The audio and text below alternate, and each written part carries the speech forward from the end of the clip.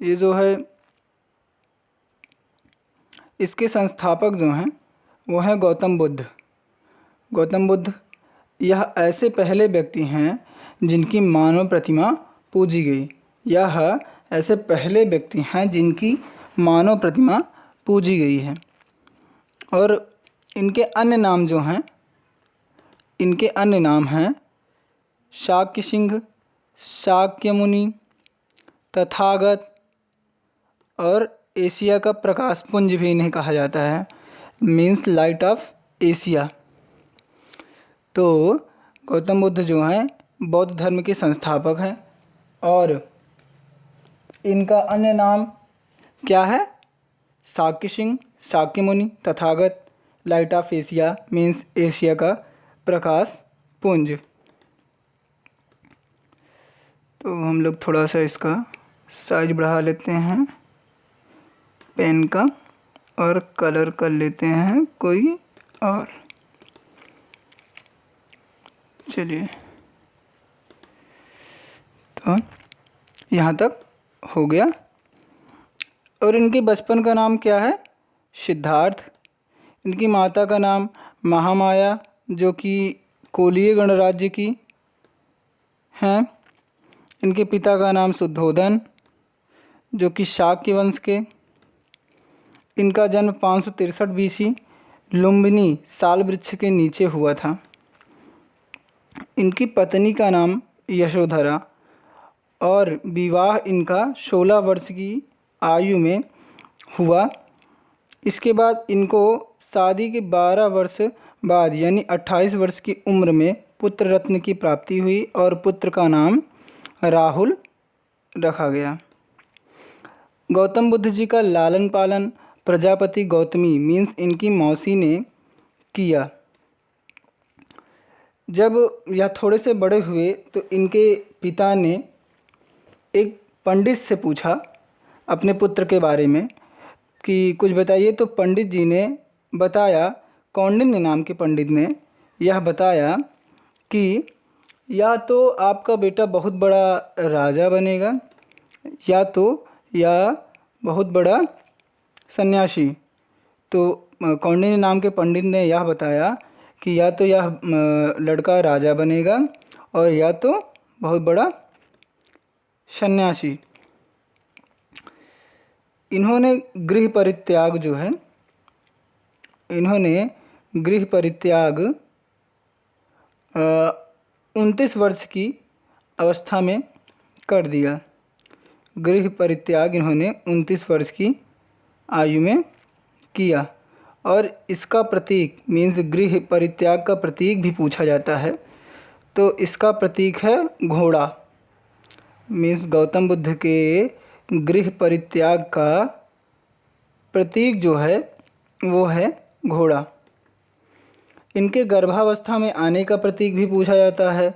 तो वह है गर्भावस्था में आने का प्रतीक है हाथी और गृह परित्याग का प्रतीक है घोड़ा और जन्म का प्रतीक इनके है कमल। इनके जन्म का प्रतीक है कमल।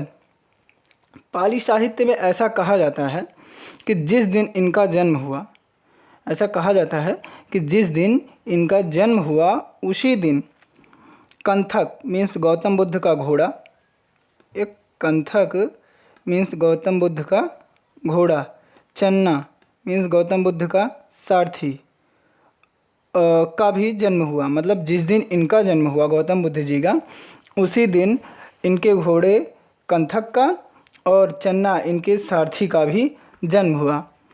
तो एक दिन यह अपने सारथी के साथ बड़ी जिद्द के साथ, जब इनके पिताजी घर में नहीं थे तो ये बाहर निकले तो इन्होंने 4 दृश्य को देखा। तो वो 4 दृश्य भी एग्ज़ाम में आते हैं, पूछे जाते हैं। तो उसमें से 4 दृश्य में पहला है बूढ़ा व्यक्ति इन्होंने देखा, दूसरा है बीमार व्यक्ति इन्होंने देखा और आगे नेक्स्ट स्लाइड में देखते हैं। तीसरा इन्होंने मृत व्यक्ति को देखा और चौथा इन्होंने सन्यासी को देखा।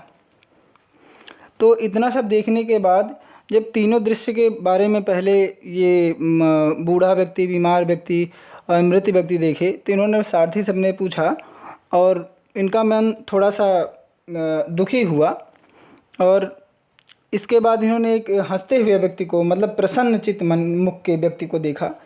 तो इन्होंने अपने सारथी से पूछा कि यह कौन है। तो उन्होंने बताया कि यह सन्यासी है, इसको देश दुनिया के मोह से कोई मतलब नहीं है, यह अपने में ही जो है उसी में खुश है।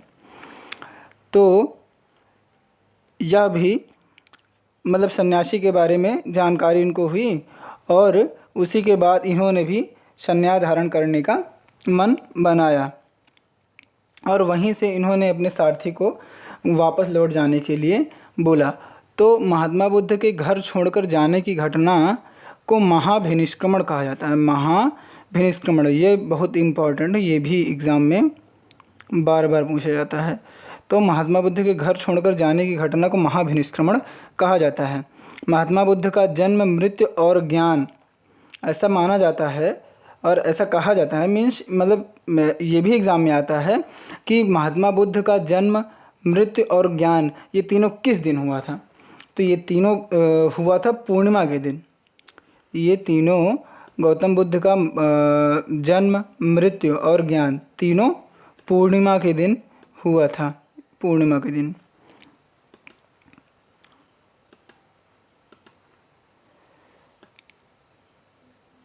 हुआ था।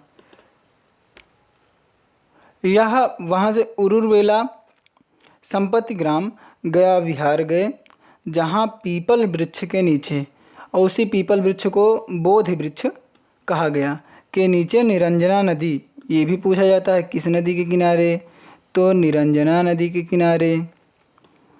इन्होंने मतलब वहाँ से जाने के बाद जब सारथी को बोले जाने के लिए, तो वहाँ से ये उरुवेला संपत्ति ग्राम गया बिहार गए, जहाँ पीपल वृक्ष मतलब बोधि वृक्ष के नीचे निरंजना नदी के किनारे तपस्या कर रहे थे। और 6 वर्ष तपस्या करने के पश्चात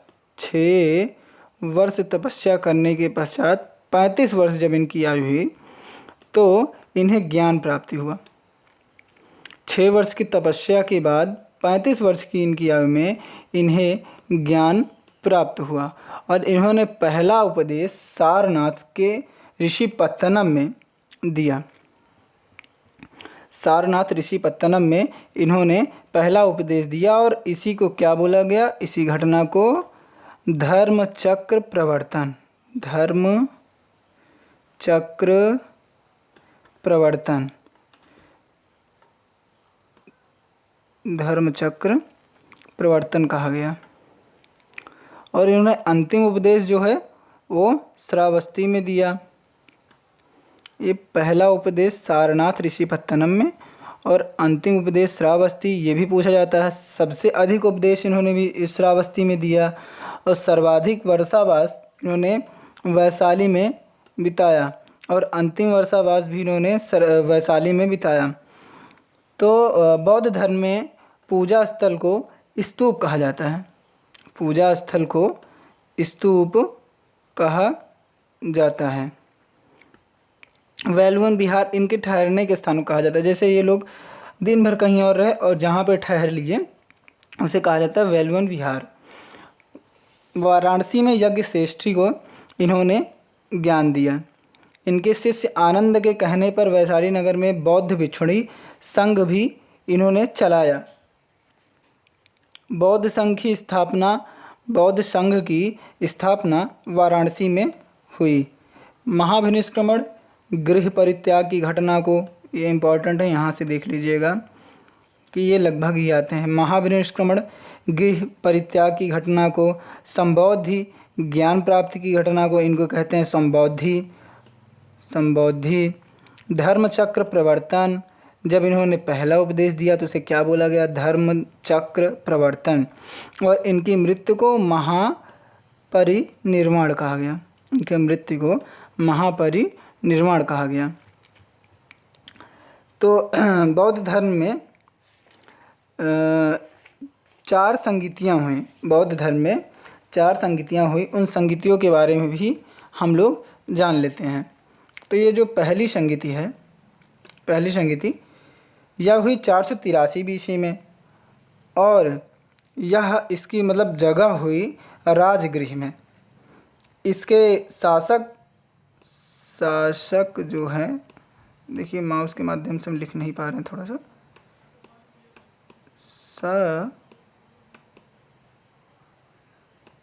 शासक जो हैं इसके अजातशत्रु थे और महाकश्यप इसकी अध्यक्षता कर रहे थे।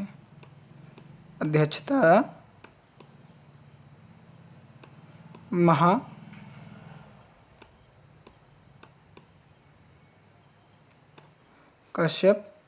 कर रहे थे।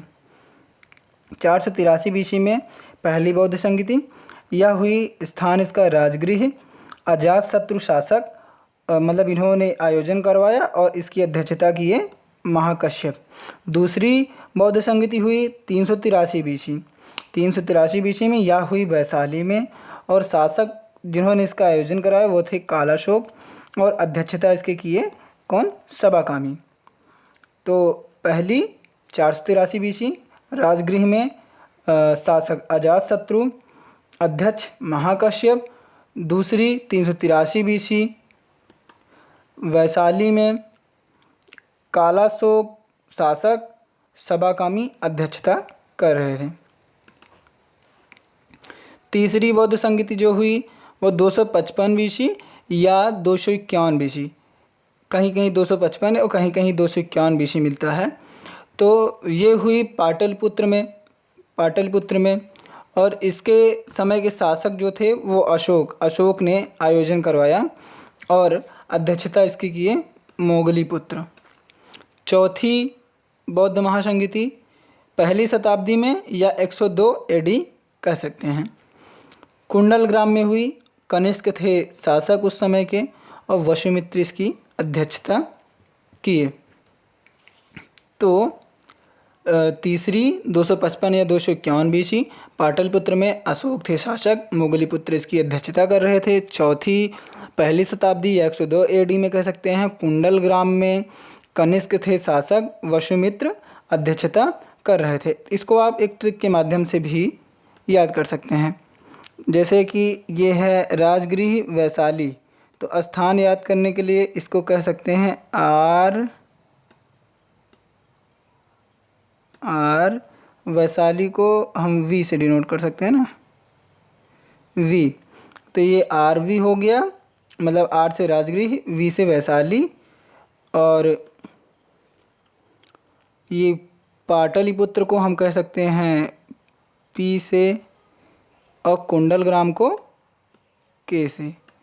तो क्या हो गया, ये पूरा टोटल मिला के चारों स्थान का आर वी। तो इसको क्या हम उस तरह समझ सकते हैं कि आर वी पी के, तो क्या हम सभी पी के हैं, आर से राजगृह, वी से वैशाली, पी से पाटलिपुत्र और के से कुंडल ग्राम। और इसका शासक भी याद कर सकते हैं आप इस तरह से कि अजातशत्रु मतलब ए, कालाशोक मतलब के, अजातशत्रु कालाशोक ए के और अशोक फिर से ए और कनिष्क के, मीन्स ए के अजातशत्रु कालाशोक अशोक कनिष्क। और इसके अध्यक्ष को भी याद कर सकते हैं इस तरह कि एम, सबाकामी को एस से डिनोट कर देते हैं, एम एस, और उधर M B, M V, M S M V. तो क्या हो गया, महाकश्यप, सबाकामी, मोगलीपुत्र और वसुमित्र। तो ये हो गई बौद्ध धर्म की 4 संगीतियाँ। तो महात्मा बुद्ध के गुरु जो थे वो बृहस्पति थे, जिन्होंने इन्हें वैदिक शिक्षा दिया। अलार कलाम, इन्होंने सांख्य दर्शन का ज्ञान दिया और सांख्य दर्शन के जनक जो हैं वो कपिल मुनि हैं। रुद्रक पुत्रम, जिन्होंने इन्हें योग दर्शन का ज्ञान दिया। महात्मा बुद्ध की मृत्यु 483 BC में कुशीनगर में हुई। महात्मा बुद्ध की मृत्यु 483 BC में कुशीनगर में हुई बौद्ध धर्म के त्रिरत्न, ये भी बहुत पूछा जाता है, बहुत पूछा जाता है। बौद्ध धर्म के त्रिरत्न, बौद्ध धम्म संघ, बौद्ध धम्म संघ क्या है? बौद्ध धम्म संघ, बौद्ध धर्म के त्रिरत्न हैं ये, बौद्ध धम्म और संघ।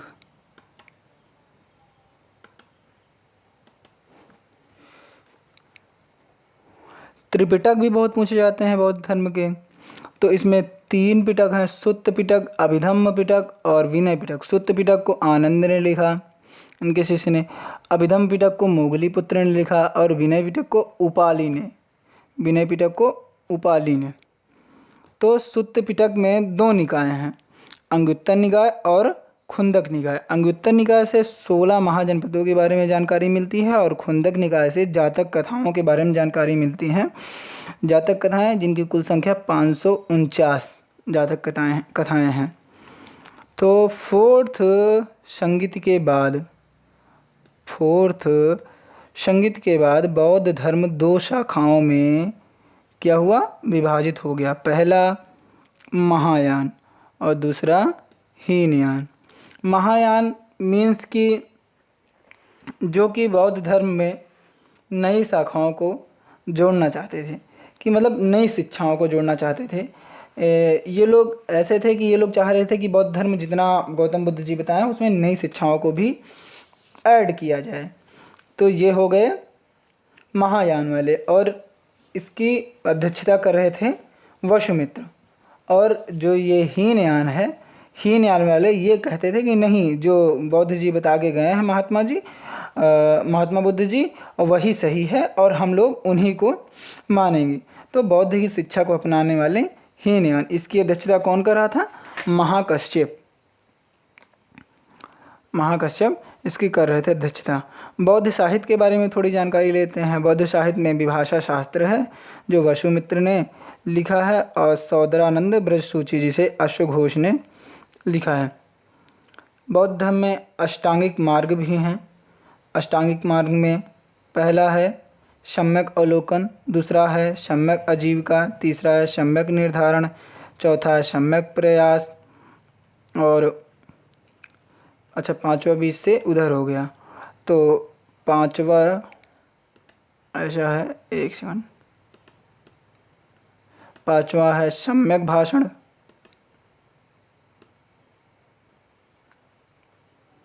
5वां है सम्यक भाषण। तो पहला क्या था? सम्यक अवलोकन, दूसरा सम्यक आजीविका, तीसरा सम्यक निर्धारण, चौथा सम्यक प्रयास, 5वां सम्यक भाषण, और 6ठा है सम्यक जागरूकता, 7वां है सम्यक अमल, और 8वां है सम्यक चिंता। तो बौद्ध धर्म में कुल सील भी हैं 10, कुल सील 10 हैं, लेकिन बेसिक यही पूछे जाते हैं: सत्य, अहिंसा, अस्तेय और अपरिग्रह, ये 4। ये भी पूछा जाता है कि बौद्ध धर्म का प्रचार कौन से शासक ने सर्वाधिक किया? तो बौद्ध धर्म का सर्वाधिक प्रचार अशोक ने किया। सर्वाधिक प्रचार किसने किया? अशोक ने। तो यहीं पे बौद्ध धर्म ख़त्म होता है। आगे की क्लास में हम पढ़ेंगे जैन धर्म, और उसको भी इसी तरह से बेजोड़ तरीके से फिनिश करेंगे। तो हमें नहीं लगता